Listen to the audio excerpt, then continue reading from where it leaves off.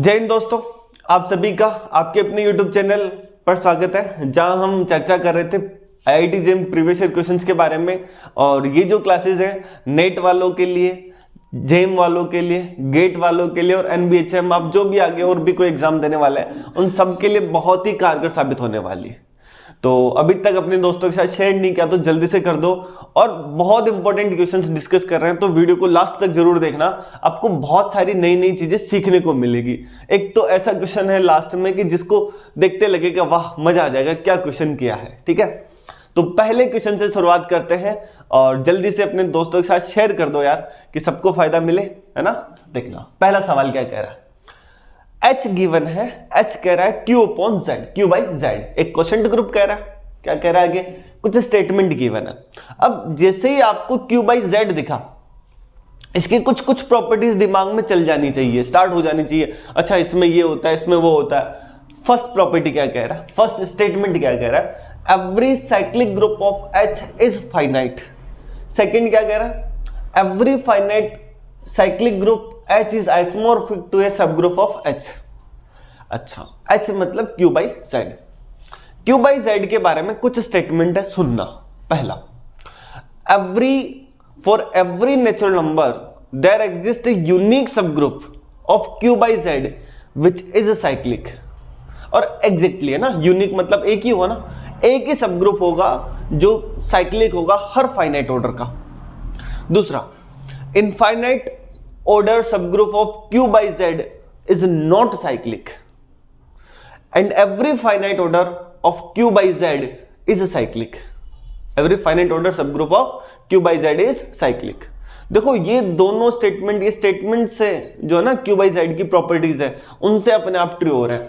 तो इसका सीधा सीधा मतलब निकल के आता है कि दोनों ही ऑप्शन ट्रू है। क्यों? क्योंकि every finite group of H is क्या होना पड़ेगा अपने को, sorry, every cyclic group of H is finite होना पड़ेगा, है ना। अच्छा, इनफाइनाइट ऑर्डर का कोई भी साइक्लिक सब ग्रुप Q by Z के पास नहीं होगा।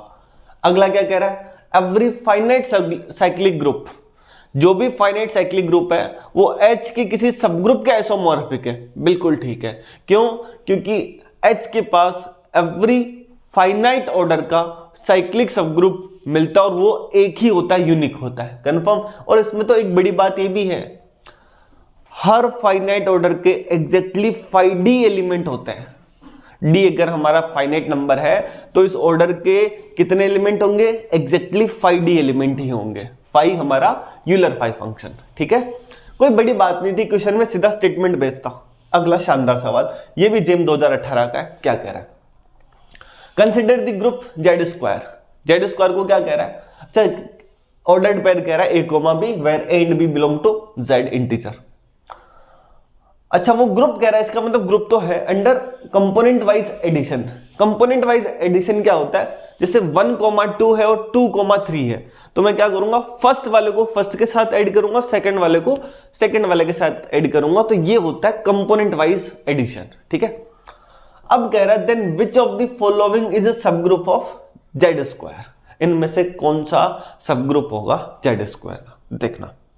अब वो कह रहा है वो A, B ordered pair Z square में जिनमें AB इक्वल टू 0 आ रहा हूं, AB इक्वल टू 0 आ रहा हूं। इसके लिए ना तो एक काउंटर सुनना, 1 0 0 1 1 0 0 1। अब मुझे बताओ 1 0 भी इसके अंदर है। क्यों? क्योंकि A और B का प्रोडक्ट 0 आ रहा है, 0 1 भी इसके अंदर है, पर इनका जो सम है ना वो आएगा 1, 1। क्या कहना चाह रहा हूं, 1 0 और 0 1 ये दोनों फर्स्ट A में है, इन दोनों को सम करोगे तो क्या मिलेगा, कंपोनेंट वाइज मतलब 1 + 0 1 और 1। क्या A B 1 आया क्या, मतलब 0 आया क्या, नहीं आया। इसका मतलब फर्स्ट वाला ऑप्शन तो क्लोज प्रॉपर्टी फेल कर रहा है, तो ये फर्स्ट वाला कभी भी सब ग्रुप नहीं बन पाएगा। फिर अगला क्या कह रहे हैं B के बारे में, वो कह रहा है कि A, B Z स्क्वायर में है जहां 3A + 2B इक्वल टू 15 है ना। आप ना काउंटर ढूंढने के लिए बहुत ही बेसिक प्रॉपर्टी ढूंढो, क्या इसमें आइडेंटिटी है कि नहीं है। तो आइडेंटिटी के लिए हम क्या करेंगे, यहां से 0, 0 है ना आइडेंटिटी, तो एडिशन के लिए। क्या 0,0 इसमें आएगा? 0,0 देखोगे तो यहाँ 0 यहाँ 0 तो 0 आ जाएगा। कभी भी 3 इंटू 0 प्लस 2 इंटू 0 15 नहीं हो पाएगा। इसका सीधा सा मतलब है इसमें आइडेंटिटी नहीं आ पाएगी, तो आइडेंटिटी नहीं आ पाएगी तो ये सब ग्रुप नहीं बन पाएगा। कंफर्म। अगला सी कह रहा है a comma B Z square में और 7 डिवाइड कर रहा है a b को। फिर से सोचो कि जैसे 7,1 इट मींस इसके अंदर है, c के अंदर 7,1 है ना, क्योंकि 7 इंटू 1 7, तो 7 7 को डिवाइड करेगा। अच्छा 1,7 भी है, क्यों? क्योंकि यहां भी ए बी कितना होगा हमारे पास, ए बी आ जाएगा हमारे पास a इंटू बी 7, और 7 ए बी को डिवाइड करेगा। पर इसका जो प्लस करोगे ना वो आएगा 8,8, 7 प्लस 1 और 7 प्लस 1, तो 8,8। अब 8,8 ए और बी कितना होगा 64 ए बी। क्या 7 64 को डिवाइड करता है? नहीं करेगा, तो इसका सीधा सीधा मतलब है ये भी नहीं हो पाएगा। तो आंसर क्या बचा?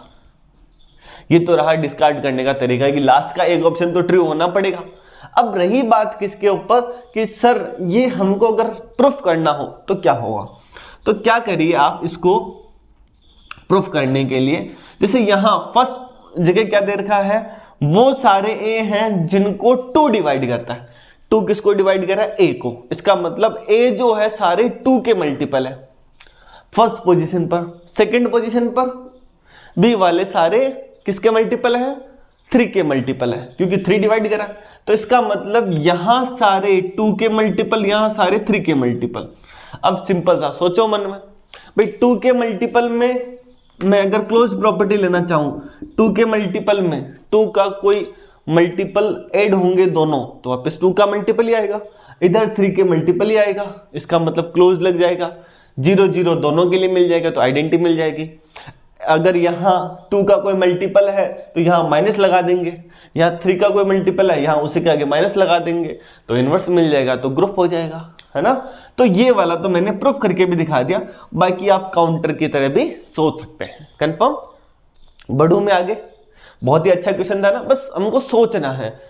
अगला सवाल सुनना क्या कहना चाहता है। जब भी आपको ना बहुत कुछ भर भर के दे रखा हो, बहुत ज्यादा चीजें दे रखी हो, तब हमेशा सोचना क्वेश्चन बहुत आसान है। हाँ लगेगा जब बहुत ज्यादा चीजें दे रखी ना, वो आपको गुमराह करना चाहता है कि यार बच्चा सवाल पढ़े ही नहीं।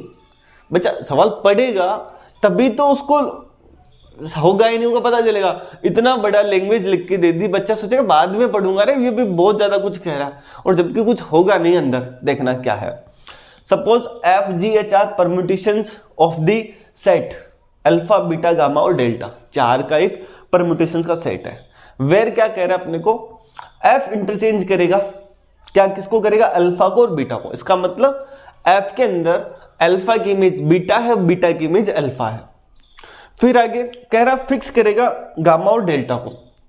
सिंपल सा मतलब है, गामा की इमेज गामा रहेगी, डेल्टा की इमेज डेल्टा रहेगी। अच्छा ये इसका मतलब ये F है ना हमारा, कौन हुआ? अल्फा बीटा हुआ, बिल्कुल ठीक है, ट्रांसपोजिशन है ना। फिर यहां G क्या है? G इंटरचेंज कर रहा है बीटा और गामा को। इसका मतलब बीटा की इमेज गामा, गामा की इमेज बीटा, और बाकी सबको फिक्स कर रहा है। इसका मतलब G हमारा हो चुका है यहां पर बीटा गामा। फिर आगे H क्या कह रहा है? H कह रहा है कि गामा और डेल्टा इंटरचेंज होंगे, बाकी फिक्स रहेंगे, तो H भी मिल गया हमारा गामा डेल्टा। अब कुछ कह रहा है अपने को, क्या कह रहा है? Then which of the following permutation interchanges alpha and delta but fix beta and gamma. इसका मतलब इनमें से कौन सा परम्यूटेशन अल्फा की इमेज डेल्टा दे रहा है और डेल्टा की इमेज अल्फा दे रहा है, और बाकी सबको क्या रख रहा है? फिक्स रख रहा है। ठीक है, अब क्या होगा सुनना। ये इतने लंबे चौड़े दे रखे हैं, क्या क्या दे रखे हैं? जैसे पहला है ना, मैं बहुत ही आप बिना कुछ लिखे भी आंसर ला सकते हैं, मैं सिर्फ इसको यहां लिख रहा हूं और आपको एहसास करा रहा हूं। सबसे पहले अल्फा के लिए चेक करना है, समझना। F की अल्फा में इमेज क्या है? बीटा। इसका मतलब अब G की इमेज चाहिए किसमें? बीटा। ये तो FOG टाइप वाला है ना, तो पहले इसमें इमेज देखेंगे, फिर इसमें देखेंगे, फिर इसमें देखेंगे, फिर इसमें, फिर इसमें। तो अल्फा की इमेज एफ में है हमारे पास बीटा, फिर क्या है जी, तो जी की इमेज बीटा की इमेज है जी में गामा, ठीक है गामा। फिर एच है तो एच में गामा की इमेज है डेल्टा, ठीक है। फिर जी में डेल्टा की इमेज है, यहां फिक्स है ना डेल्टा। फिर एफ में डेल्टा की इमेज क्या है डेल्टा, इसका मतलब ये अल्फा को कहां ले जा रहा है डेल्टा को। एक बार और क्रॉस चेक कर लो कि डेल्टा को अल्फा पर ले जा रहा है कि नहीं ले जा रहा है, ठीक है। कैसे चेक करेंगे फिर से सुनना। अब मुझे डेल्टा के ऊपर चेक करना है तो यहां मैं डेल्टा लगा दूंगा अल्फा की जगह। सबसे पहले एफ में डेल्टा की इमेज देखो क्या आ रही है डेल्टा, फिर जी में डेल्टा की इमेज डेल्टा, फिर एच में डेल्टा की इमेज है गामा, एच में डेल्टा की इमेज क्या है गामा, फिर जी में गामा की इमेज है बीटा, फिर एफ में बीटा की इमेज है अल्फा। तो इसका मतलब इमेज आ चुका है अल्फा। तो ये क्या कर रहा है अल्फा और डेल्टा को इंटरचेंज कर रहा है पहले वाला। अब आगे भी तो देखना है, क्या देखना हमको, थोड़ा मेहनत करनी पड़ेगी, ज्यादा नहीं, बस अब जल्दी जल्दी हो जाएगा देखना। मैं अब अगला यहीं पर देखता हूं क्या चेक करना है, बीटा को बीटा पर रखे, अच्छी बात है। तो क्या करो एफ में बीटा की इमेज देखो, बीटा की इमेज अल्फा, फिर जी में अल्फा की इमेज देखो अल्फा, फिर एच में अल्फा की इमेज देखो अल्फा, फिर जी में अल्फा की इमेज देखो अल्फा, फिर एफ में अल्फा की इमेज देखो बीटा, देखो देखे बीटा की इमेज बीटा आ गया ना। ऐसे इसका मतलब ऑप्शन फर्स्ट तो हमारा ट्रू हो चुका है। अब अगला क्या है देखो, ये ना अब अपने को नहीं पता कौन सा वाला MCQ है कि MSQ है, तो अपने को आगे के ऑप्शंस पर भी चर्चा करनी पड़ेगी। अगला ऑप्शन क्या है देखना, आपको सबसे पहले अल्फा के बारे में जानकारी करनी है ना। देखो जी में अल्फा की इमेज चेंज नहीं होना अल्फा, एच में फिर देखो अल्फा की इमेज अल्फा, फिर एफ में अल्फा की इमेज बीटा, फिर एच में बीटा की इमेज गामा, फिर से थोड़ा कुछ उल्टा सीधा हो गया शायद, फिर से सुनना। जी में अल्फा की इमेज है अल्फा, एच में अल्फा की इमेज है अल्फा, एफ में अल्फा की इमेज है बीटा, एच में बीटा की इमेज है बीटा, जी में बीटा की इमेज है गामा। जी में बीटा की इमेज क्या आया हमारे पास गामा आ गया। अच्छा हमको क्या चाहिए अल्फा और डेल्टा में चाहिए, पर ये तो क्या कह रहा है अल्फा की इमेज गामा, तो ये वाला ऑप्शन तो नहीं हुआ ना। हमको क्या चाहिए अल्फा की इमेज चाहिए डेल्टा, जबकि क्या आ रहा है गामा। अगला सुनो, यहां पर जी में अल्फा की इमेज, जी में अल्फा की इमेज अल्फा, एफ में अल्फा की इमेज क्या है हमारे पास बीटा, एच में बीटा की इमेज बीटा, एफ में बीटा की इमेज अल्फा, जी में बीटा की इमेज है गामा, ये भी नहीं दे रहा, खत्म। अगला देखो, फिर यहां से एच में है ना, एच में अल्फा की इमेज, एच में अल्फा की इमेज है हमारे पास यहां पर अल्फा, जी में अल्फा की इमेज है अल्फा, एफ में अल्फा की इमेज है बीटा, जी में बीटा की इमेज है गामा, और एच में गामा की इमेज है डेल्टा। ये दिया ना, एक दिया। अब आप है ना बीटा की इमेज चेक कर लो, बीटा की अगर इमेज बीटा आ गया ना फिर काम हो जाएगा देखना। या फिर पूरा चेक करो, कैसे डेल्टा की इमेज भी निकाल लो। डेल्टा की इमेज इधर देखो, देखें एच में डेल्टा गामा है, जी में गामा बीटा है, एफ में बीटा अल्फा है, फिर जी में अल्फा अल्फा है, एच में अल्फा अल्फा है, मतलब डेल्टा की इमेज अल्फा आ चुकी है। अल्फा डेल्टा इंटरचेंज हो गए। अब ये भी चेक कर लो कि बीटा और गामा में क्या है, तो बीटा की इमेज क्या है, एक बार फिक्स हो जाएगी तो काम हो जाएगा।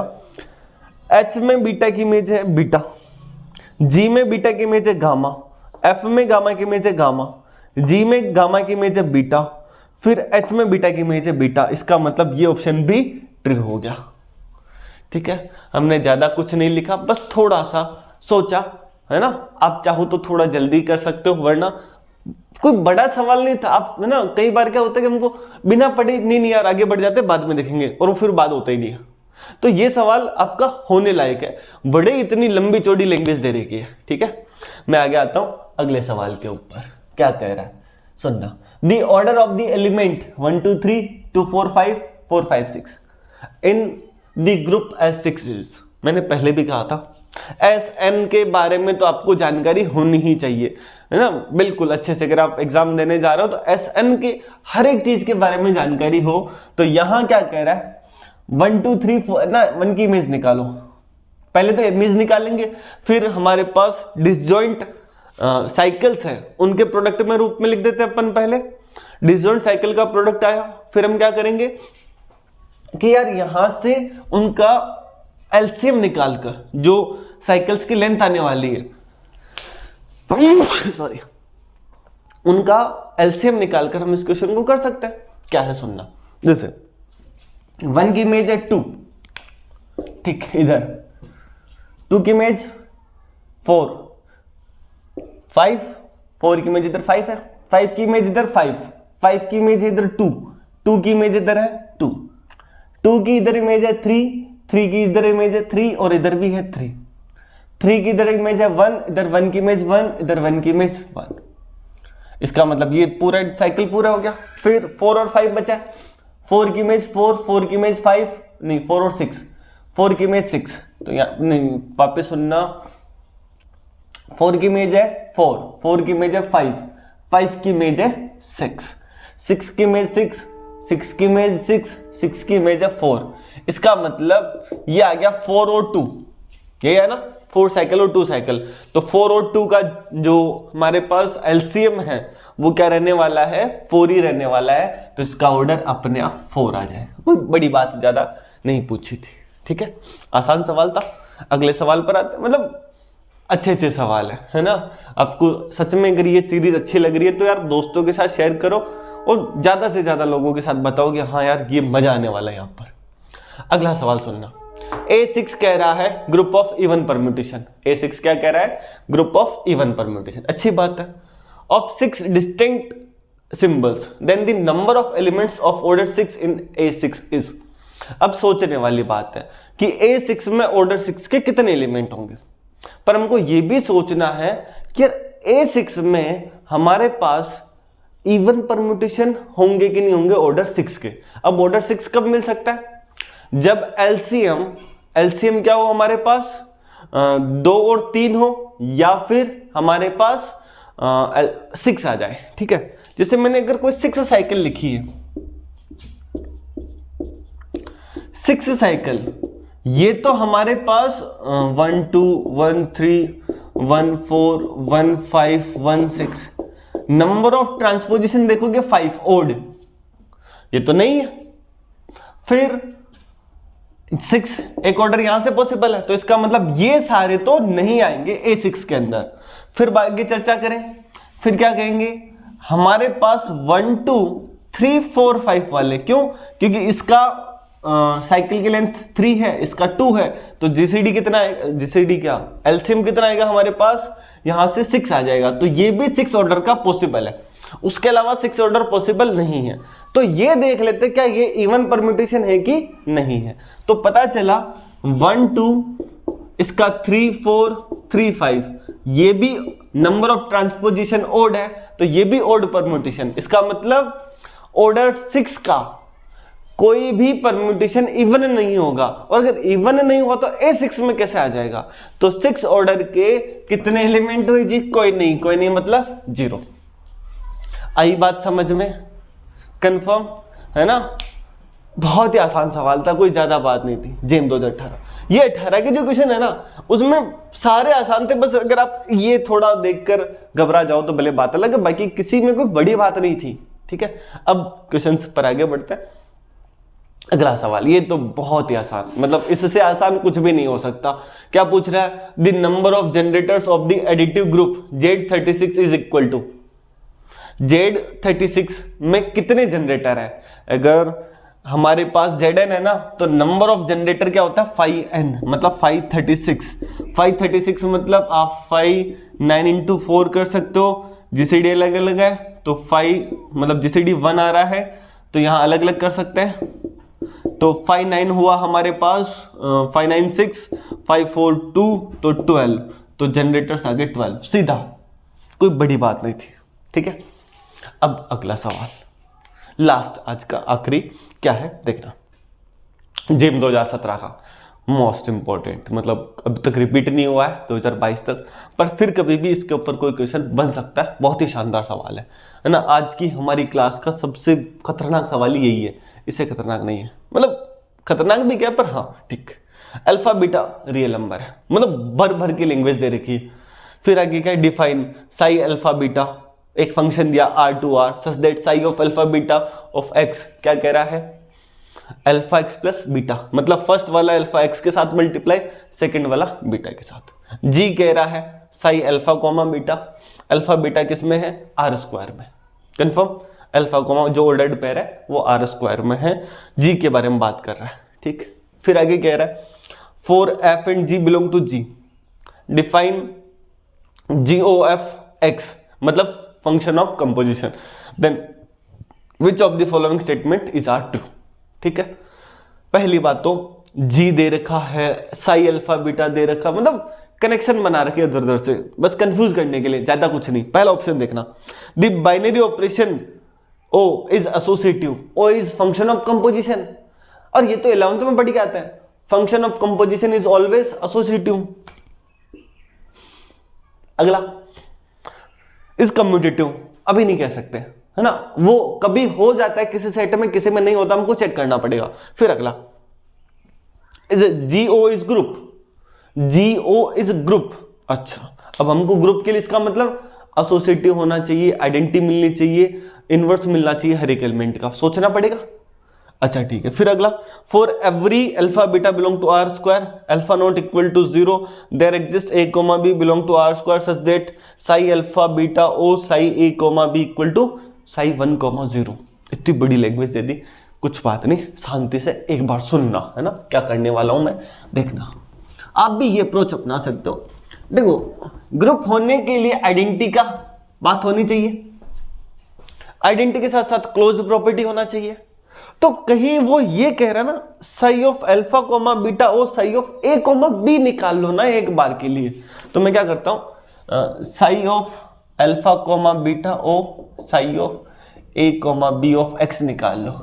तो साई ऑफ अल्फा बीटा, इसके लिए इमेज आएगी ए एक्स प्लस बी।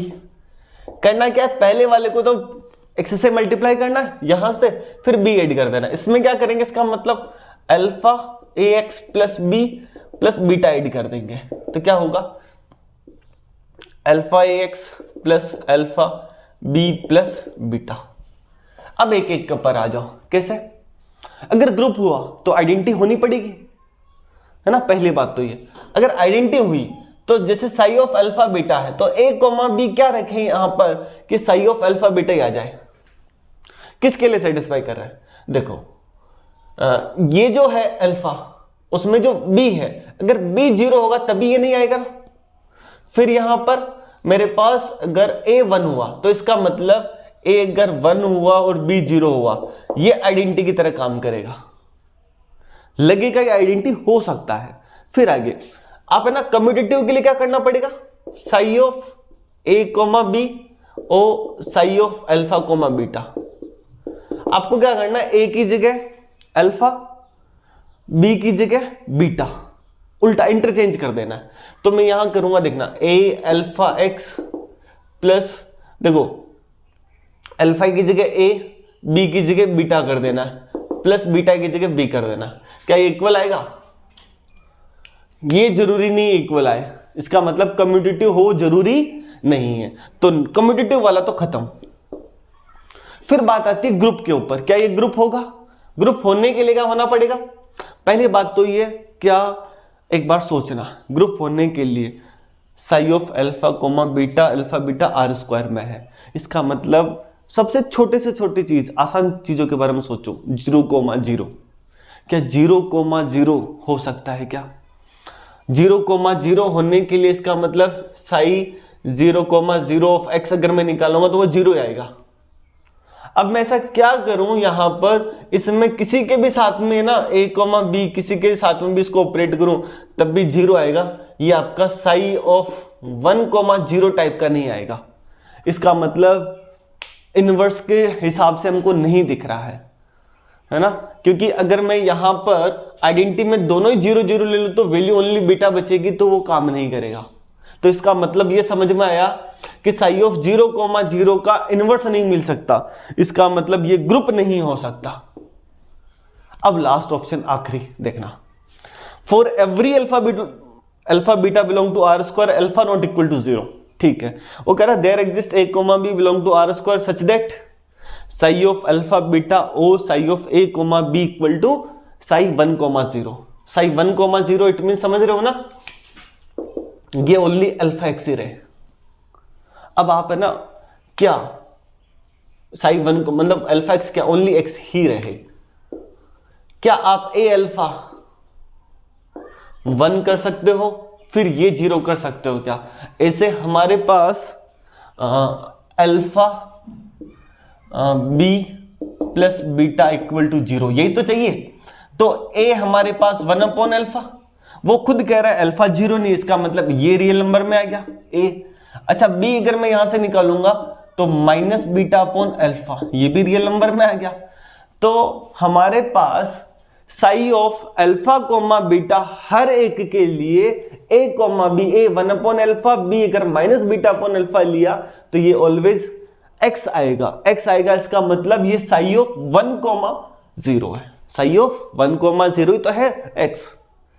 तो इसका मतलब हर एक अल्फा बीटा के लिए ए कोमा बी जहां अल्फा नॉट इक्वल टू 0 हो उसके लिए ऐसे मिलेंगे, ठीक है, ताकि वो एक्स आ जाए। इसका सिंपल सा मतलब ये हुआ कि फोर्थ ऑप्शन हो गया ट्रू।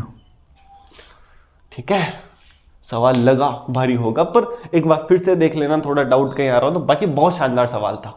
ठीक, ऐसे ही अच्छे सवालों के साथ हम मिलेंगे अगली क्लास में, तब तक बने रहिए हमारे साथ और ज़्यादा से ज़्यादा दोस्तों के साथ शेयर करो यार, है ना, मेहनत कर रहे हैं, आपको भी उस मेहनत का फायदा मिलेंगे अगली क्लास में। तब तक के लिए थैंक यू सो मच, जय हिंद।